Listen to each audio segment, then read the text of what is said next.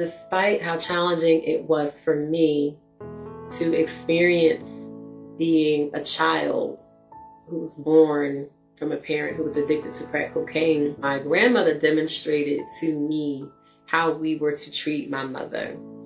And so there were times when early in the morning, my mother would come around asking for money. It was usually before I was going to school, so between 5:30 and 7 a.m. This was happening every morning or a few times a week.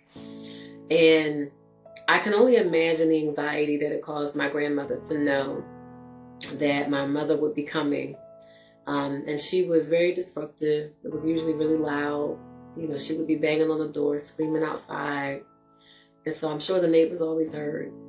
And those were the moments when my grandmother's voice would change, the intonation of her voice. It was like filled with pain and heartbreak and sorrow, but also this, don't bring no bullshit in this house. I'm trying to get your daughter out to school, that kind of thing.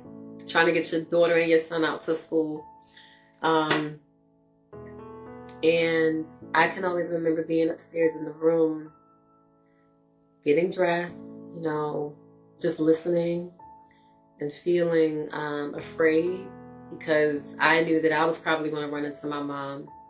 I felt like my mother would wait for me sometimes because she knew that grandma would give me lunch money. My grandmother would give my brother and I lunch money.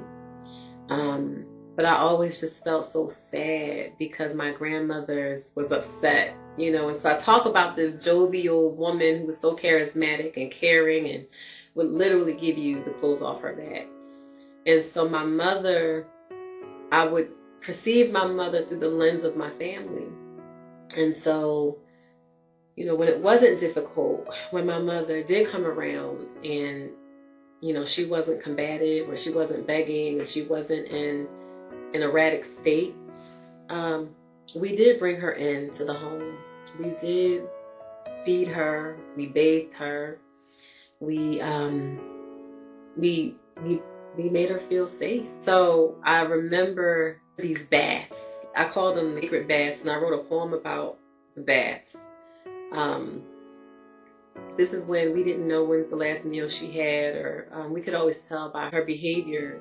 She would be unable to talk about where she came from, and just very erratic. So my grandmother would run her a bubble bath with Epsom salt, and she would wash my mother in the tub, and she would keep the door open. My grandmother never really had to tell me what to do. I just knew to be close by. I knew to be close so that I could help her, because I knew she would need my help. And I also wanted to see, it was just this very, as a kid, it was just unique. And I knew that I couldn't talk about it with my friends because I assumed, and I just had a knowing that they wouldn't understand. My grandmother would wash my mother's body, and she would be bending down in the tub and examining my mother's body. My mother had contracted HIV, and my grandmother would be very careful about how she touched my mother's body. But she was examining her daughter, her baby, to make sure that she wasn't harmed. And when it was too difficult for her to stoop down, I would help. I jumped right in and I would help. When I was recording myself talking about the baths that we would give my mother, I remember just crying, because those were the kinds of emotions that I couldn't allow myself to release in the moment. I did not cry a lot when I was experiencing my mother, whether we were in the community or whether it was in this house. I was not crying. Those emotions were, they were reserved, and I just knew that I had to file them away. I knew that because my mother's condition and her mental state caused her to actually cry a lot. My mother heard voices. She was diagnosed with several chronic disorders, schizophrenia, there's a rap sheet.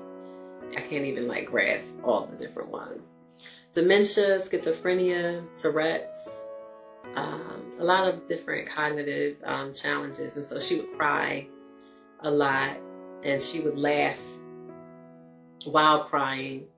And so I knew that if I cried in front of my mother, that it would set something off, and I didn't want to, even though it was painful, I couldn't cry in front of her. I had to like hold it in.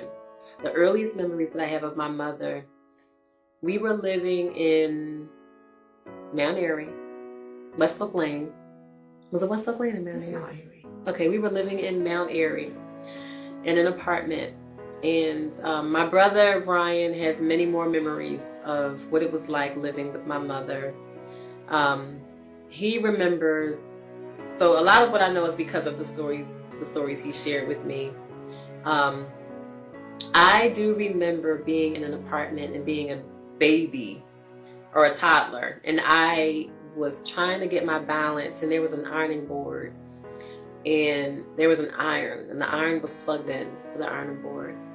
My mother was not home, and so I believe it was myself and my brother in the apartment, and I was trying to get my balance, and I was standing up and holding onto this ironing board, and the iron fell on me. And till this day, I have a burn mark on my leg, on my left leg. It's almost shaped like an oval, like a thumbprint. And I was burned that day by the iron. I remember it being very painful. And I remember that my mother was not there. And my brother remembers being in that house with, like a mattress on the floor. He remembers there being mice, roaches, and very limited food in the cabinets, little to no food in the refrigerator. And he remembers my mother, having friends coming in and out of the space. But it was not an ideal living arrangement, not the ideal circumstances, because my mother was addicted. She was an addict. And I remember bits and pieces of being in that apartment. So it's very scattered prior to me living here. I do remember all of a sudden just being here. And that's an interesting feeling, because growing up in this house, like it was always like our house, like a family house, but there was always a part of me that felt like, are we ever going to go home? As I was a little girl, I remember not understanding my mother's sickness. People would say she's just sick. And I wrote about this in the book, but when you're a kid and you think about being sick, you think of a cold. You think of, oh, maybe I don't have to go to school because I have a cold. And I just thought my mother had the longest cold ever, because she was always sick, and her sickness didn't look like the sickness of other people who I knew to be sick. And so I knew that my mother's sickness was different. And, there were lots of adjustments being made around us. And I just felt like I was misplaced. Like I felt dislocated. I felt like, when is my mom not going to be sick? And when are we going to go? When are we going to be our own family? And that never happened.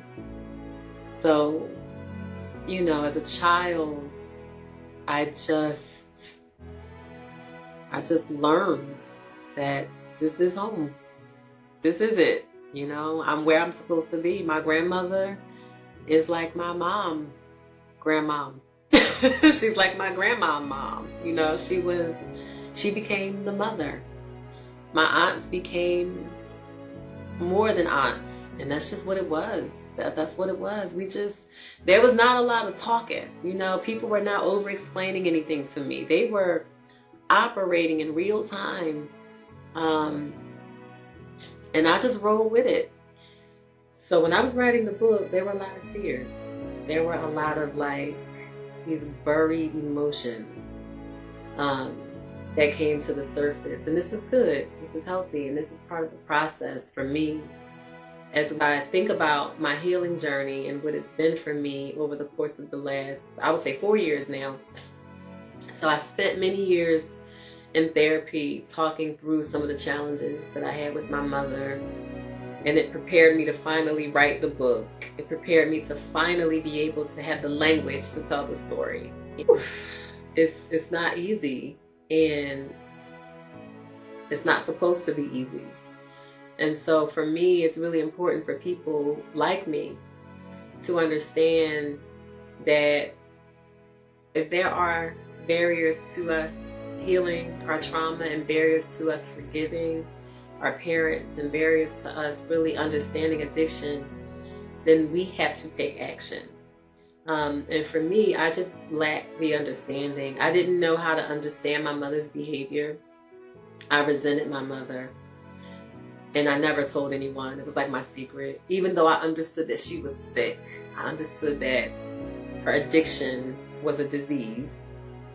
However, I still felt that she neglected me. I still felt that she abandoned us. And I still felt like she was choosing lucidly to, do things like steal from us and embarrass us. And I didn't know any better. I didn't know any better. And, as I got older, when I did know better, I still didn't know how to talk about and reconcile all these emotions. I had a lot of reservations with going to therapy in the first place. And the things that I wanted to say about how I felt about my mother, I felt like I couldn't share those things with my family. I felt like, I just felt like we all go through stuff. Like they went through more than I went through. So how dare, what do I look like complaining to my family about the ills and, my trauma when I had very limited understanding of what they experienced. So there was just a lot of different mixed emotions. I don't blame anyone in my family for anything. I can't blame anyone for anything. I believe that everyone does what they're able to do with what they have. I truly believe that. I was raised by women who were, Kathleen's granddaughter, Trisha's niece, Marilyn's niece, Tremaine's daughter, Zania's cousin. All these different layers of the women that I was surrounded around. Closed mouths don't get fed. And I learned early on to always be very, very cautious, to always protect family, to always, be mindful of who you trust and those kinds of things.